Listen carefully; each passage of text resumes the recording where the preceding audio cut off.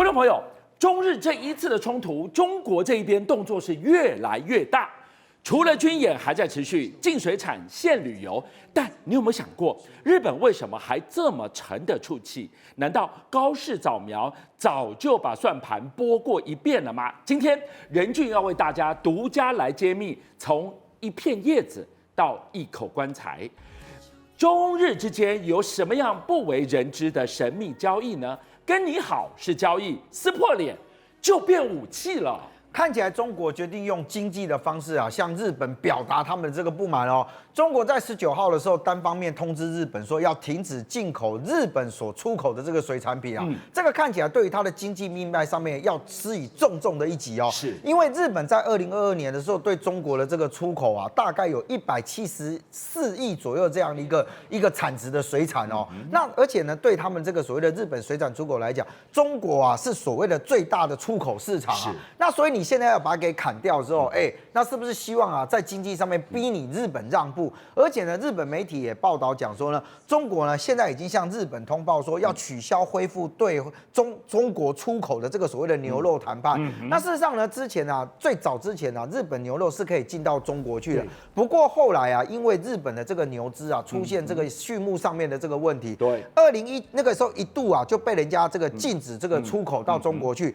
2019年的时候，那时候签署什么？签署日中动物卫生检疫的这个协定啊，对，被认为说，是有一个机会让日本牛肉可以进到中国市场里面去。而且你可以看到，中国牛肉进口的部分，从2013年的时候，当时不到30万吨，到了2023年之后，因为整个恢复这个所谓的进口的状态，已经达到了274万吨了。还有另外一个是什么？你知道，是在观光旅游的部分。你看到中国国营邮轮有一个爱达邮轮地中海号，他们本来20号的时候预计是在要抵达日本的这个宫古岛，结果没有想到呢，船都已经到了哦，居然在最后的时候宣布说什么，来，所有的旅客啊，你们不用下船了，为什么？你的所有行程都被取消了。你知道其实以他们这个所谓的邮轮到宫古岛这个地方啊，在这个当地有一个叫做魔之星期三的说法，因为这些邮轮都是在礼拜三左右抵达，那一抵达完了之后呢，大批的游客下来，那就代表什么？大批的商机进来啊，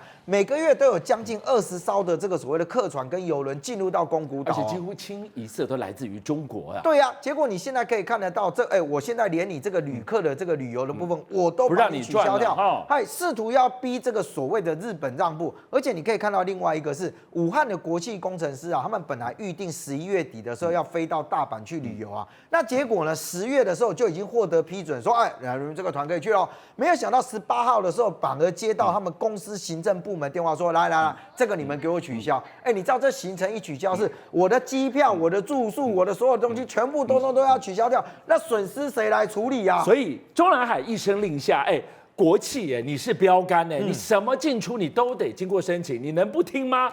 乖乖的就给我取消，说取消就取消了。而且不只是你刚刚讲国企企业，像北京公立医院然后还有什么国营科研机构员工都说，我11月初的时候申请都 OK， 但后来说什么旅游警示了12月的也遭到主管搁置啊。所以你看，像东日本国际旅行社他们副总裁接受访问的时候，他就提到一件事：中国其实在观光客的部分如果以这个到目前为止用这种方式去紧缩的话，他已经接到将近20件左右要取消那个当地这个街头的这个所谓旅游的行程，是将近占了他80%的业务量都受到影响啊。所以呢，外界也评估你看像他的野村综合研究所就说，如果中国旅游限令长达1年的话，日本经济损失会很惨。像刚刚讲的这个什么渔业跟它牛肉的部分，它本来出口额损失将近60亿台币左右，但如果经济旅游进来的时候，有可能会相当3600亿的台币这个的影响等于是让日本实质的 GDP 会减少0.29%。这个意味着什么？慢刀子割肉，让你慢慢放血。可是问题就在于，我们在这边公开吹个转坡，日本有没有起来跳脚？有没有怎么样？似乎还在等，还比气长。我们就来看看到底在比什么。如果说今天中日冲突动作一堆，观光啦、海产啦、军演，我都唬不了你，那到底还有什么杀手锏？其实很多人对于这个所谓的进出口的贸易啊，都会觉得就是说啊，就是渔货啦，或者是农产品啊，或者这样。可是你刚刚在看画面上面有没有看到？我们给大家看一个非常唯美的画面，是哇，这个落叶这样，我告诉你，居然连这个落叶啊，都是中日在经济上面非常重要的一个交易项目。等一下，叶子也能交易啊？谁卖给谁？你不要以为落叶是什么高级机密代码，其实没有，就真的就是从树上掉下来的叶子。谁要买叶子啊？你不要小看这件事。2000年后啊，就2000年之后呢，经过统计有5年的时间里面，中国往所谓的东北口岸出口的这个所谓的落叶，对，居然有3万多吨啊，其中有95%都去了日本。等一下，我刚刚一直在问说，这个落叶不是扫一扫要当肥料堆了就烂了就烧掉的，日本还要花钱跟中国东北这个地方买那么多叶子做什么呢？其实很简单嘛，一般的人就会说，我这个叶子扫下来，扫去哪里啊？所以呢，当时有日本的这个进口商说，我们愿意跟你买中国的叶子的时候，一大堆人会觉得太好了，这个叶子对我们来讲是个垃圾啦，我能够卖给我能赚钱，为什么不要？对啊，垃圾有人买，2000年一路做一路卖。卖了8年之后，为什么2008年中国踩刹车了？这就有趣哦。2008年的时候说不行，落叶不能够卖去日本，这样。垃圾有人买，你继续卖啊。所以啊，你就说不让我卖，对不对？我告诉你，2012年上海海关还抓到有190吨那个非法出口的落叶，说不准我卖，不，我要卖最好的。但我要回答你的问题啊。为什么你想说落叶是这个可是一种赚钱的好生意？因为很简单哦，对于日本当时来讲，就说你们觉得是垃圾这种叶子，可是你知道吗？因为它是天然的，所以我如果呢把它用在这个土地上面的时候，它其实对于土壤有非常好的保护的效果，甚至有一些这个什么小虫啊或干嘛的，在那个落叶底下，它也可以说什么，它也可以得到庇护，而且最重要的是呢，它可以对水土保持产生很大的一个作用。所以呢，像他们之前去研究，就有1吨的落叶就1公吨的这个落叶，可以覆盖大概3到6平方米的这个所谓的沙地啊。那这个沙地其实对于它的土壤的富裕就很重要啊。但是呢，因为你这样不断的这样子把这个落叶出去，你会讲说钱有多好赚，对不对？1吨的落叶大概可以赚270块美金，大概8500块台币左右。你也觉得说1吨才赚8000多块，有什么好做的？但没有，积少成多啊。重点是什么？重点是后来他们才发现到说，今天你把这个落叶啊拿去那个卖给日本去的时候，这个会产生另外一个状态，就是这些叶子是从树上掉下来的，那也代表就是说我其实有很大面积的这个树叶啊，这个树木啊，其实会产生影响。你看3万吨的落叶相当于12亩的树林遭到这个破坏，所以如果我为了要有这些落叶，我就把那个叶子都弄下来。我光富裕的话，我可能需要花30年左右的时间啊。所以日本人买，中国人一开始也很爽，卖到后来发现不对，我赚你一个小钱，我这个大地沙成土城化了，沙尘化了，沙漠化了，我不是因小失大了吗？是啊，所以树一长出来看到叶子，我们拼把它摇下来，为什么？因为叶子可以卖钱。想不到居然叶子都可以变成中日之间的神秘交易，更想不到的是。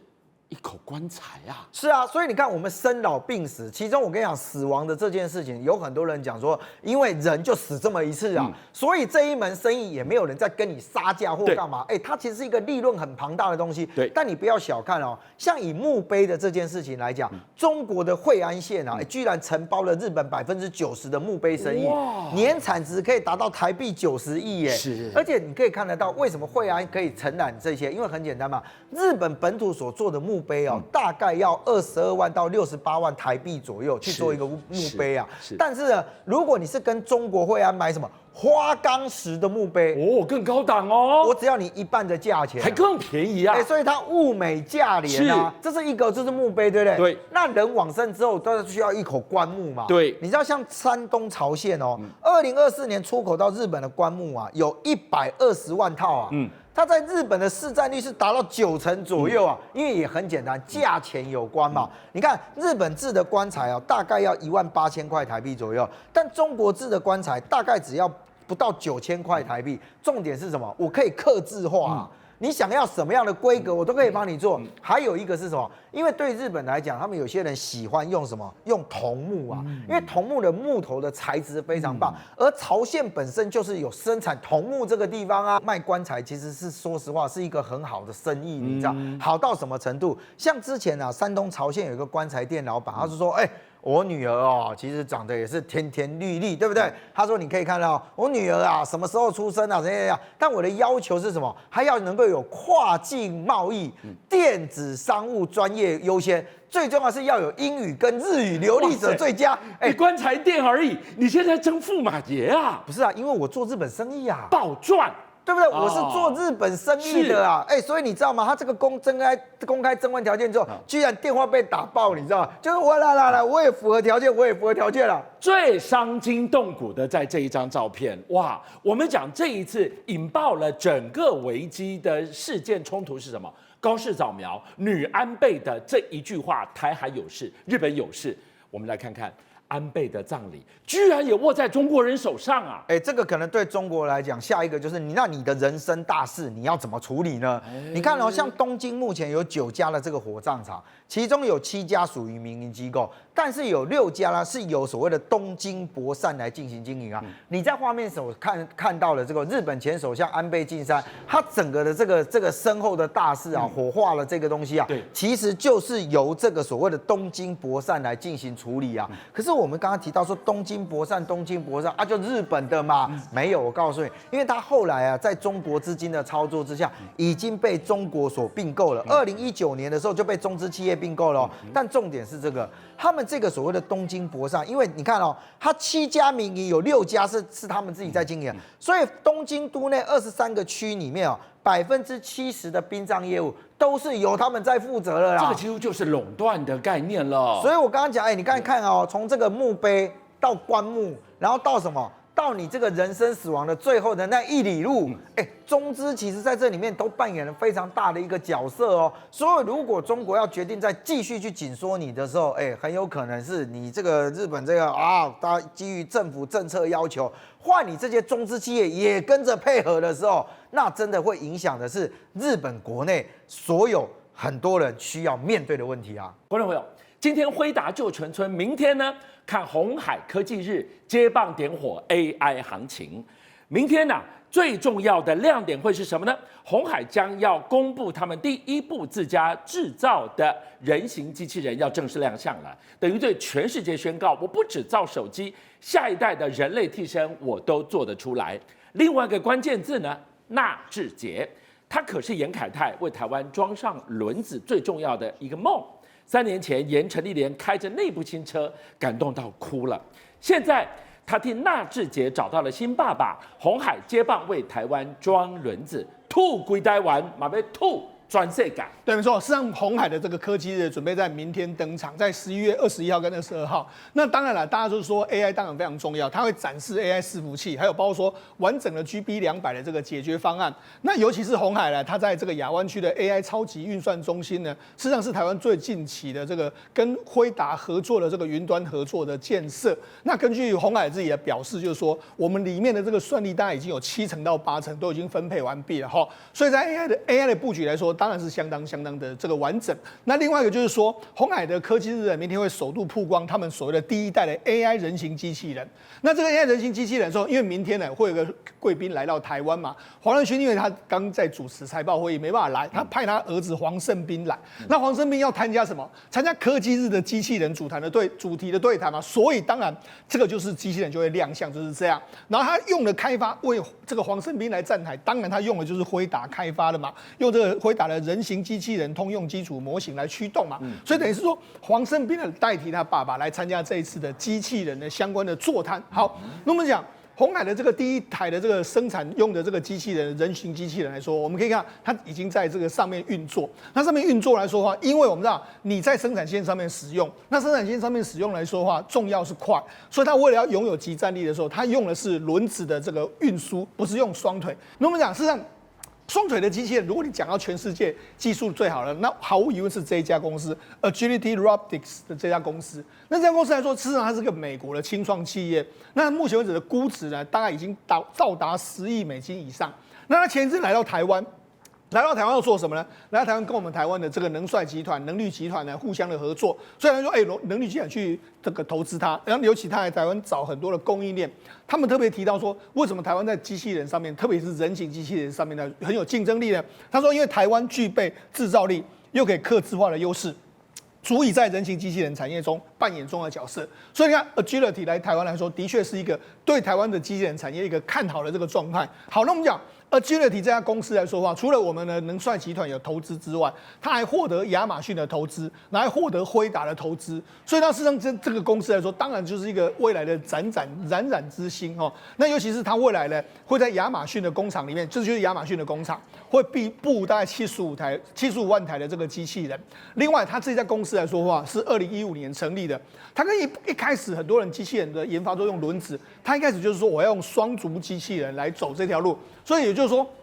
这几年的坚持，终于让它开花结果了哈。那尤其是它现在这个在市场上非常有名的这一台机器人，叫 Digit 的这个机器人，它能够精准的处理繁重，你看搬东西都没有问题，然后可以自由穿越不平的这个地方，你看它可以穿越从门口走到家里面去嘛。好，所以呢，目标什么？这个 Digit 公司，这个所谓 Digit 的目标是说会走入家庭。然后所以到2050年的时候呢，当时黄仁勋不是有说吗？未来我们每一个人都会有一台机器人，那尤其是最终跟人一起工作哈。那预估说到2030年的时候，人形机器人的出货量会达到25.6万台，比今年暴增大概14倍左右一个状况。好，我们就等着看鸿海会不会接下来接棒今天的村长，继续点火 AI 的战火。另外一个关键字就是纳智捷电动车，我们就大家都在问哇。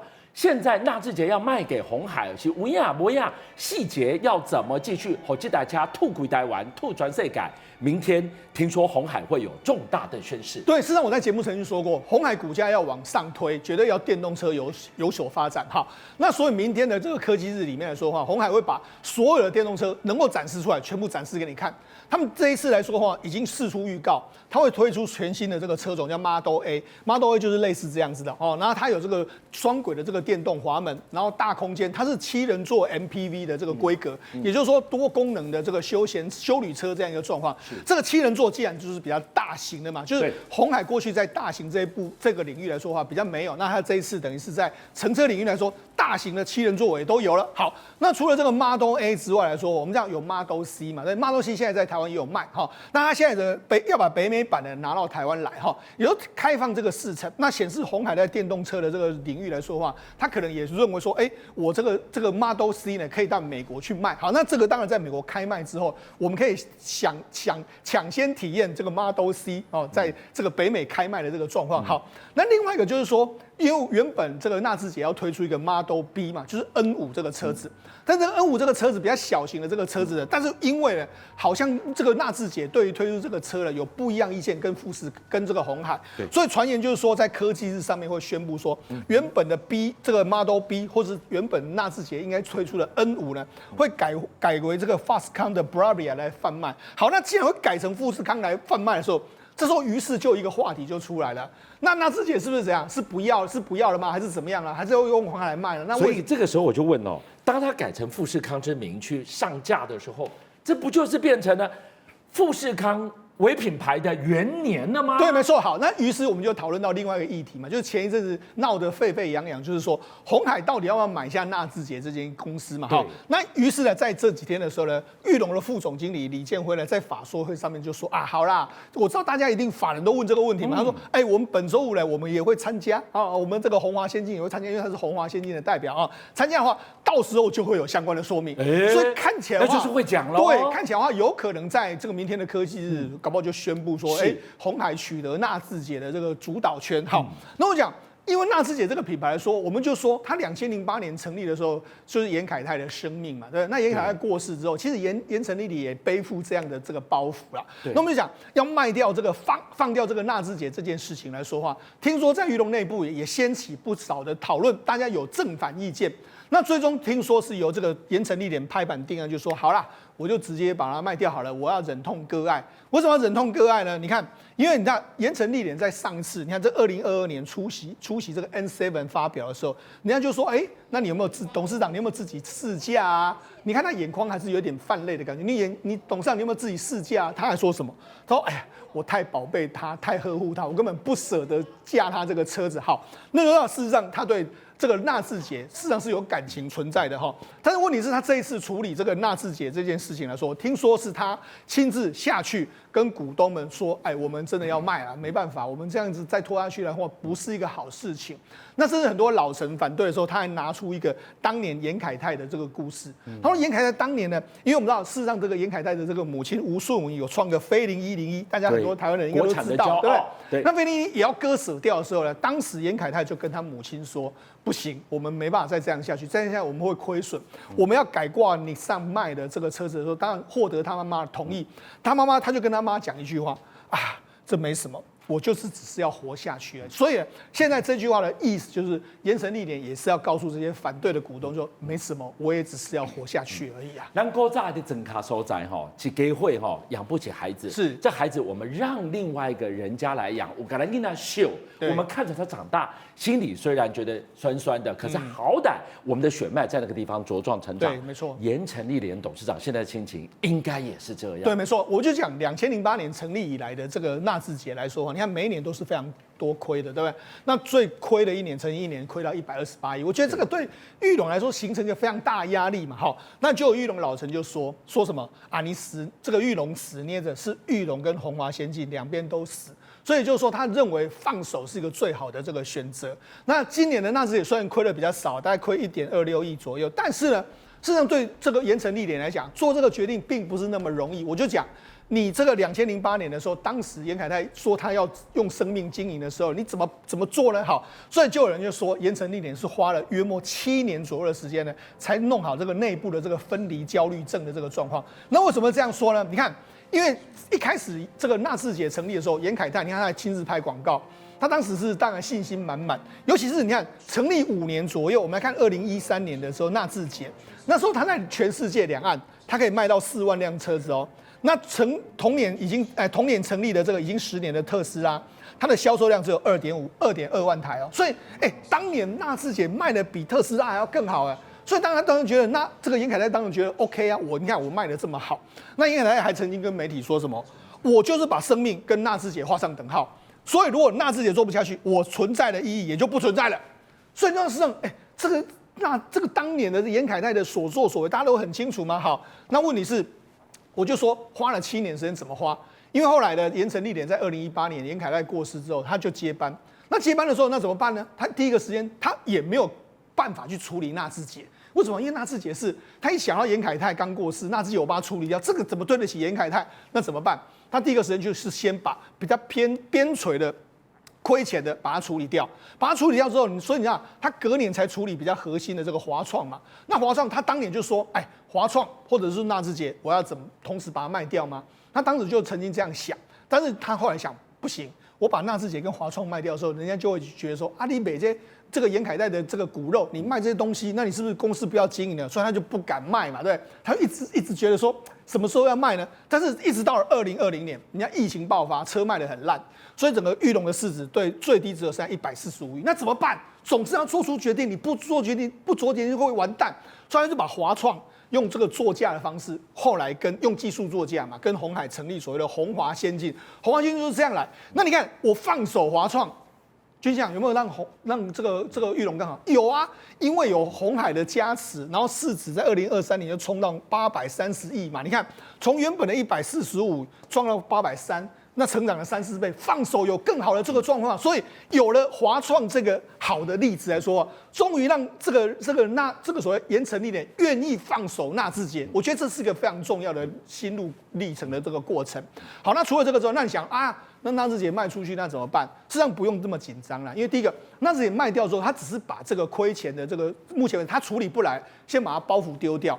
那他还是持有鸿华先进啊，43%股份啊，还是蛮好。而且他现在要做什么金融啊，要做什么租车业务，所以讲还是有这个转机的这个状况啦，总比呢一直拖着好。所以我才说回到严凯泰那一句话，这没什么，我只是要生存下去而已。57报新闻的所有好朋友，军相又来了。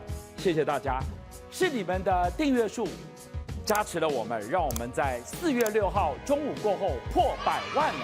多不容易。你知道每一天晚上9点到11点，他在播的时候，我要盯着直播人数，升还是跌。一觉醒来，我要去看有多少人来点阅。一段时间，你们给了我100万的订阅，真的无限感激。最后，我要跟大家瞪眼看，再一次谢谢你们大家，同时请介绍更多好朋友来支持57报新闻。俊相还有优秀的57报新闻团队会继续为大家每一天挖真相。Come on, come on, come on.